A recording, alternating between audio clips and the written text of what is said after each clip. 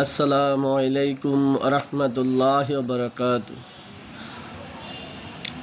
আজকে আমরা ইনশাআল্লাহ যে বিষয়টা নিয়ে আলোচনা করব, বিষয়টি হলো যদি কেউ জেনে বুঝে ইচ্ছাকৃতভাবে কোনো মুমিনকে হত্যা করে তার শাস্তি হলো জাহান্নাম। হত্যাকারীর শাস্তি হলো কি? জাহান্নাম। তো আসলে আমরা পবিত্র কোরআনের সূরা নিসার 93 নম্বর আয়াত অধ্যয়ন করি এবং এই আয়াতের তাফসিরের মধ্যে কোরআন হাদিসের বাণীগুলো আমরা জানি এবং এই থেকে শিক্ষা নেব ইনশাআল্লাহ। বিসমিল্লাহির রহমানির রহিম।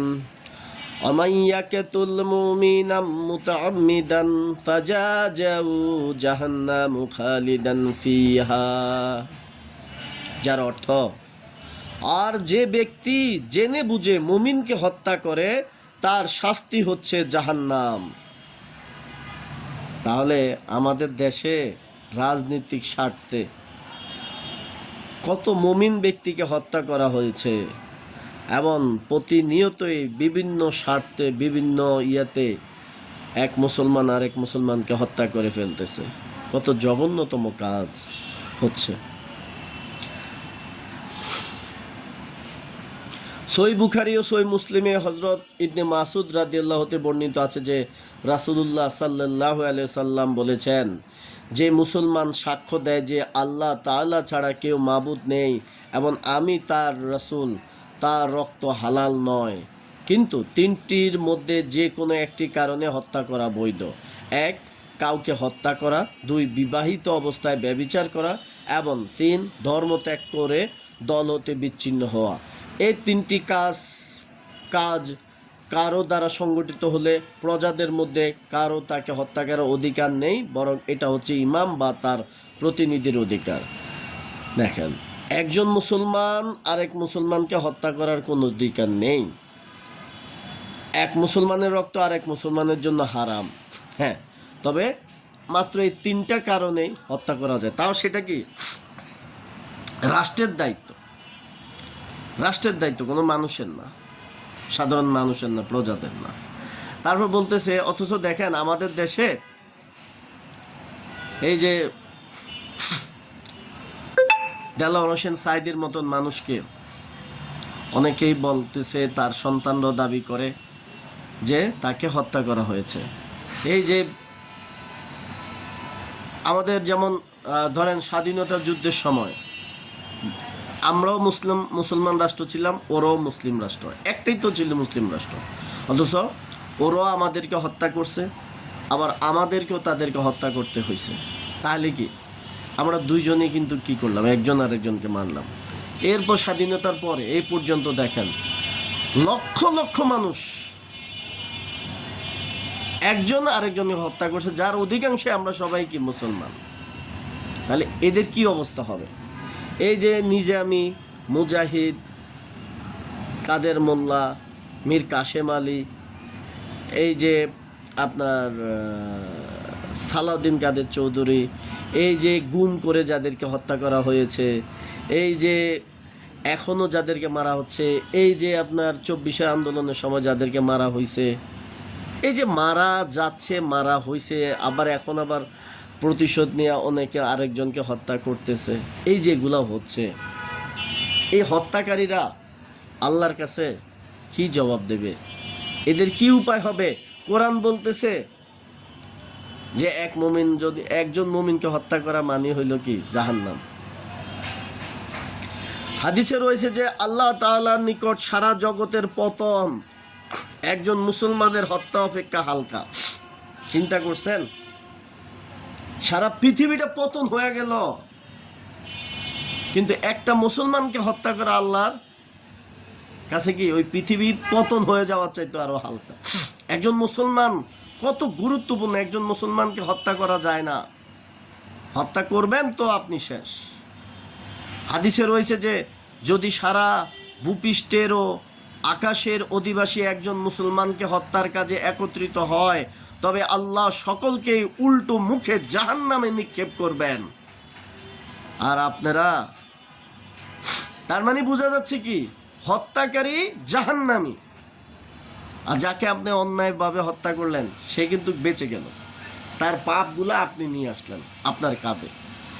তাই মন চাইলো মানুষকে মাইরা ফেলেন না রাজনীতিক কারণে। পেপারে দেখলাম ঝিনাইদহের মধ্যে ছাত্র শিবিরের 30 জনেরও অধিক নেতা কর্মীকে হত্যা করা হয়েছে বিগত 15 বছরে। এই ছেলেরা তো ধার্মিক ছেলে, যুবকদের মাঝে এরা যুবক হয়েও সাধারণ যুবক যুবতীরা যেসব অপকর্ম করে এই ছেলেরা তা করে না, উল্টা মানুষকে ইসলামের দিকে ডাকে। তাহলে এই ছেলেগুলাকে মেরে ফেলা হয়েছে, তাদের তো মদের কারবারি করে এমন কোনো অপরাধ ছিল না, জেনার কোনো অপরাধ ছিল না, ধর্মত্যাগের অপরাধ ছিল না, তাদেরকে হত্যা করে ফেলছে শুধু রাজনৈতিক স্বার্থে। হাদিসে রয়েছে যে যে ব্যক্তি কোনো মুসলমানকে হত্যার ব্যাপারে অর্ধেক কথা দিয়েও সাহায্য করে সে কিয়ামতের দিন ওই অবস্থায় উঠবে যে তার কপালে লেখা থাকবে এই ব্যক্তি আল্লাহর করুণা হতে বঞ্চিত। ওই যে আপনি দেখেন আমাদের দেশে যে এখন গত 2 দিন আগে দেখলাম মিথ্যা সাক্ষী যারা দিয়েছে, যাদেরকে বিচারিকভাবে হত্যা করা হয়েছে তাদের বিরুদ্ধে, তারা এখন বলতেছে আমরা মিথ্যা সাক্ষী দিতে বাধ্য হয়েছিলাম, নাহলে আমাদেরকে মেরে ফেলতো। এখন তারা বলতেছে এই কথা, কিন্তু যা অঘটন ঘটার ঘটেই তো গেছে। তো এখন আল্লাহ যদি তওবা কবুল করে তবেই না সে। আবার যারা আপনার হলো কি ওই কোর্টের বিচারক ছিল, বা এটা তো একটা জাস্ট প্রসঙ্গ বলতেছি, আরও তো কি আছে, হাজার হাজার বিষয় তো রয়েছে। আপনি কিন্তু খবর আছে, আপনার আল্লাহর কাছ থেকে যদি মাপ চায়া না যাইতে পারেন তাহলে জাহান্নাম। কোরআনের কথা, আমার কথা তো না। যখন কোনো লোক ইসলামের অবস্থায় শরীয়ত সমর্থিত কারণ ছাড়াই কোনো মুসলমানকে হত্যা করে তার শাস্তি জাহান্নাম এবং তার তওবা গ্রহণীয় হবে না। ক্ষমতার জন্য মানুষকে মাইরেন না, কথাগুলা কোরআন এবং হাদিস আপনার কি শাস্তি হবে বলে দিচ্ছে, জাহান্নাম। মুসনাদে আহমদে হযরত মুয়াবিয়া রাদিয়াল্লাহু হতে বর্ণিত আছে, তিনি বলেন আমি রাসূলুল্লাহ সাল্লাল্লাহু আলাইহি সাল্লামকে বলতে শুনেছি খুব সম্ভব আল্লাহ তাআলা প্রত্যেক পাপ মার্জনা করবেন, কিন্তু শুধু ওই ব্যক্তিকে ক্ষমা করবেন না যে কুফরির অবস্থায় মারা যায়, অথবা ওই ব্যক্তিকে ক্ষমা করবেন না যে কোনো মুমিনকে ইচ্ছাপূর্বক হত্যা করে। রাজনীতির কারণে অনেকরে মাইরা ফেলছেন। ক্ষমতা চিরস্থায়ী নয়। পৃথিবীতে যত ক্ষমতাধর শাসক আছে এর মধ্যে মনে করেন আমরা যাদের নাম জানি, নমরুদ, ফেরাউন, সাদ্দাত, চেঙ্গিস খান, রোম সম্রাট, পারস্য সম্রাট। রোম পারস্য এরা তো ছিল হাজার হাজার বছরের মানে শক্তিশালী সাম্রাজ্য, যারা এই পৃথিবীটাকে, এই দুইটা সাম্রাজ্য কিন্তু কি করছে, লং টাইম আপনার শাসন করছে, এবং এরা অত্যাচারী শাসকই ছিল, ন্যায়পরায়ণ না। তো তারা তো নাই, তাইলে মনে করেন যে তারা তো কি করছে, মানুষকে মারছে। তারপরে আমাদের ইসলামের পরে এই যে ইয়াজিদ ক্ষমতার জন্য ইমাম হোসেন রাদিয়াল্লাহুকে সে হত্যা করছে, যে ইমাম হোসেন রাদিয়াল্লাহু বেহেশতে যুবকদের সর্দার।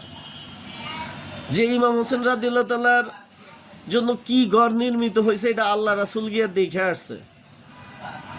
এমন মানুষকে রাসূল সাল্লাল্লাহু আলাইহি সাল্লামের পরে, খোলাফায়ে রাশিদুনের পরে পৃথিবীর সেরা মানুষের একজন মানুষ, সেই মানুষটাকে ক্ষমতার জন্য মারা ফেলছে। তো লাভ হয়েছে কি, ও মনে হয় 3.5 বছর ক্ষমতায় ছিল, এরপর একটা কঠিন রোগে শেষ হয়ে গেছে। লাভ কি? তারপর হাজ্জাজ বিন ইউসুফ, ও মানুষ মারতো পাইকারি হারে শুধু ক্ষমতা টিকে থাকার জন্য। লাভ কি? ও মারা গেছে কঠিন দুরারোগ্য ব্যাধি হইয়া, যেটা কোনো ইয়ে হয় নাই। তারপর এই যে কামাল আতাতুর্ক, তুরস্কের, এই দুষ্ট তুরস্কের মধ্যে হাজার হাজার মুসলিমদেরকে হত্যা করছে, শুধু কি ক্ষমতার জন্য। সে তুরস্ক থেকে ইসলামটাকে ধ্বংস করে দিছে, লাভ কি হয়েছে? ও কি বেঁচে থাকতে পারছে? অনন্ত জীবন পাইছে? তো এখন তো দুনিয়া থেকে চলে গিয়া ও কোরআন এবং হাদিস অনুযায়ী তো বলতেছে যে কি এই কাজগুলা করলে জাহান্নাম, তাহলে ও তো আল্লাহ ক্ষমা না করলে তো সব শেষ। তারপরে আমাদের বিগত 15 বছরে তো একজনে মারছে, অনেক মানুষ মারছে, লাভ কি হয়েছে? কোনো লাভ নেই। তাই ভাই, জাহান্নামে যাওয়ার জন্য পাগল হয়েন না, আল্লাহর হুকুম মেনে চলেন, মানুষকে অন্যায়ভাবে হত্যা করবেন না, নিজেকে জাহান্নামে নিক্ষেপ করবেন না। আল্লাহ আমাদেরকে শয়তানের হাত থেকে রক্ষা করুক, আল্লাহ আমাদেরকে ইসলাম অনুযায়ী চলার তৌফিক দান করুক, আল্লাহ আমাদেরকে ইসলামের কাজ করার তৌফিক দান করুক। আসসালামু আলাইকুম ওয়া রাহমাতুল্লাহি ওয়া বারাকাতুহু।